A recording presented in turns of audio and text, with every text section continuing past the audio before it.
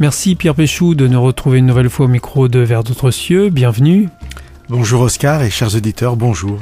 Aujourd'hui, vous nous invitez à nous arrêter sur un texte qui se trouve bien sûr dans la Bible, et c'est l'Épître aux Hébreux au chapitre 6, et ce sont les versets 4 à 6 que vous nous invitez à lire. Alors voici ce que nous disent ces versets. En effet, qu'en est-il de ceux qui retombent dans leur ancienne vie ? Ils ont reçu une fois la lumière de Dieu, ils ont goûté aux dons célestes et ont eu part au Saint-Esprit. Ils ont senti combien la parole de Dieu est bonne et ils ont fait l'expérience des puissances du monde à venir.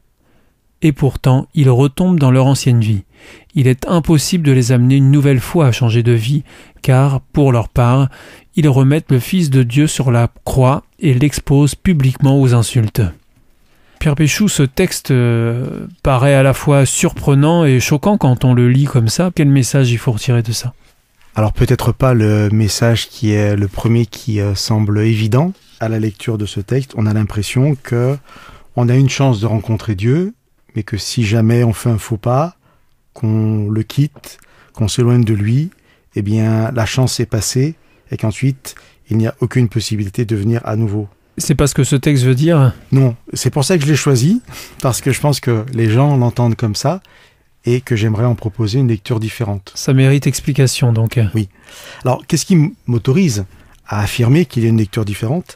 Eh bien, c'est, en toute humilité, ma connaissance du reste des évangiles et du Nouveau Testament et du message biblique qui, en maints endroits, nous raconte des histoires, nous rappelle des enseignements de Jésus, où l'on voit qu'il y a toujours la possibilité de venir et de revenir à Dieu. Pour ceux qui connaîtraient un peu l'univers biblique, on pourrait citer la parabole du fils prodigue, qui quitte son père en dilapidant la fortune familiale et qui revient et qui est accueilli par le Père, mais aussi l'apôtre Pierre qui dit à Jésus combien de fois il faut pardonner à quelqu'un qui m'aurait offensé, et Jésus répond 70 fois 7 fois. Et il y aurait plein d'autres passages, le reniement de Pierre quand Jésus ensuite accueille à nouveau Pierre. Voilà, plein de passages qui nous montrent qu'il y a toujours la possibilité de revenir à Dieu.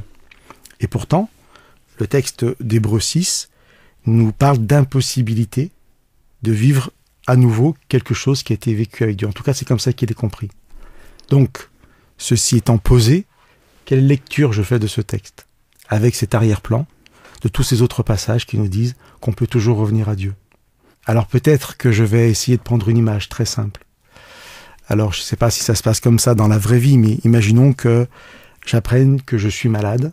J'ai une maladie très grave qui va m'amener à mourir. Et je vais voir le médecin, et que le médecin me dise, voilà, il y a un médicament. Et que ce médicament, vous allez le prendre à vie.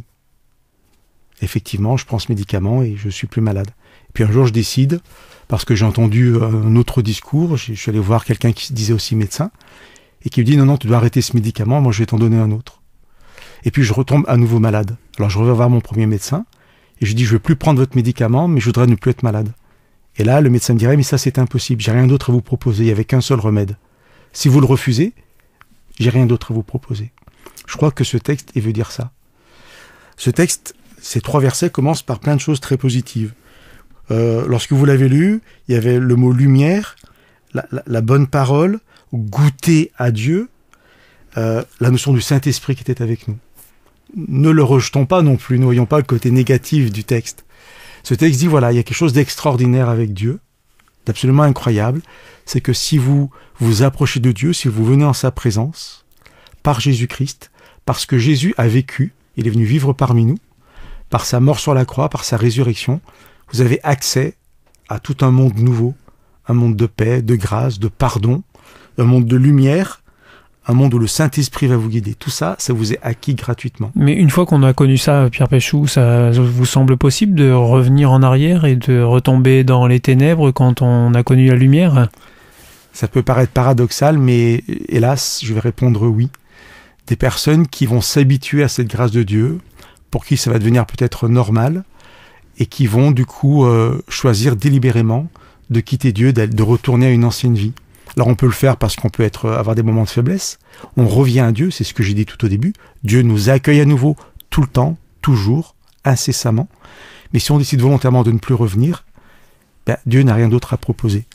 Et les paroles sont dures pour ces personnes-là ? Non, parce que si ces personnes savent qu'elles peuvent revenir et qu'elles ne reviennent pas, ces paroles ne sont pas dures, c'est simplement les mettre devant la réalité, ne pas leur faire croire qu'il y a une autre solution, qu'il y aurait un autre remède à leur maladie. Et donc le texte peut dire ensuite, il est impossible de les amener à nouveau à la repentance, à un changement radical. Et puis le verset 6 disait aussi, ces personnes, elles mettent de nouveau le Fils de Dieu sur la croix.